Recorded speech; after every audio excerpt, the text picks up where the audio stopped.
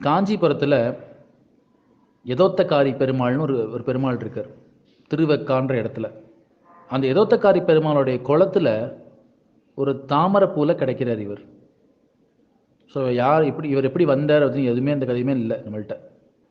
இவர் பெருமாளுடைய பாஞ்சஜன்ய அம்சமாக வர்றார். பாஞ்சஜன்யம்னா பெருமாள் கையில் இருக்கிற சங்கு. அந்த சங்கோட அம்சமாக திருவெக்கால ஐப்பசி மாதம் திருவோண நட்சத்திரம், அதாவது ஸ்ரவணம்னு சொல்லுவோம், பெருமாளோட நட்சத்திரம்.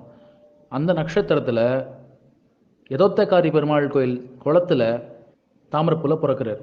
இன்றைக்கும் அந்த பொய்கையை போய் பார்க்கலாம். நம்ம இன்றைக்கும் அது இருக்குது, எதோத்தக்காரி கோயில் பக்கத்துலேயே இருக்குது. முடிஞ்சவா திருவேக்கால போய் பார்க்கலாம். அங்கே இவருக்கு ஒரு விக்கிரகமும் இருக்குது, தபஸ் பண்ணுற மாதிரி விக்கிரகமும் அங்கே இருக்குது. இன்றைக்கி அதுக்கு தபோபஷ்கரணினே பேர் வச்சுருக்கா. அங்கே போய் பார்க்கலாம். அவர் தபஸ் பண்ணிட்டு இருக்கிற மாதிரியான ஒரு சிலை இருக்கிறது, தியானம் பண்ணிட்டு இருக்கிற மாதிரி. ஸோ இந்த பொய்கை ஆழ்வார் என்ன பண்ணுறார் அப்படின்னா 6 திவ்யதேசங்களை பற்றி பாடியிருக்கார். 6 கோயில்கள். அது எதெல்லாம் பார்த்தோன்னா, ஸ்ரீரங்கம். ஒன்றும் மறந்தறியேன் ஓதநீர் வண்ணனை நான், இன்று மறப்பனோ ஏழைகாள், அன்று கடுபரங்கத்துள் கிடந்து தைத்தொழுதேன் கண்டேன் திருபரங்கமேயான் திசை. இந்த ஸ்ரீரங்கம் கோயிலை பற்றி 11 ஆழ்வார்கள் பாடியிருக்கா. மதுரகவி ஆழ்வார் தவிர மற்ற எல்லாருமே ஸ்ரீரங்கத்தை பாடியிருக்கா.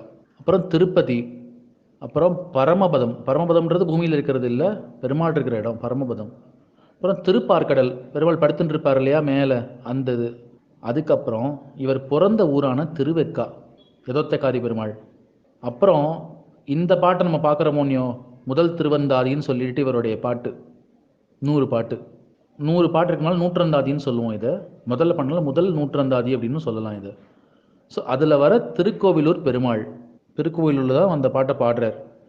அந்த கதையை நான் பேயாழ்வாரில் வரும்போது அந்த கதையை உங்களுக்கு சொல்கிறேன். வேங்கடமும் வெண்ணகரும் வெக்காவும் அக்காத பூங்கிணங்கின் நீல்கோவல் பொன்னகரும், நான்கிடத்தும் நின்றான் இறந்தான் கிடந்தான் நடந்தானே என்றால் கெடுமாம் இடர். ஸோ இதில் 2 இது உங்களுக்கு தெரிஞ்சிருக்கலாம். பிறந்த ஊரோடைய இதில் ஒரு பெருமாள், அப்புறம் திருக்கோவிலூர் முக்கியமான சம்பவம், அதனால் அந்த பெருமாள். மிச்சம் எல்லாமே முக்கியமான கோயில்கள், திருப்பதி, ஸ்ரீரங்கம், திருப்பார்கடல், அதுக்கப்புறம் பரமபதம், இதெல்லாம் பாடியிருக்கார். இன்னைக்கு இவ்வளோடு நம்ம நிறுத்திக்கலாம். மிச்ச 2 ஆழ்வாரை சொல்லிட்டு அந்த திருக்கோவிலோட கதையை பற்றி உங்களுக்கு நான் சொல்கிறேன்.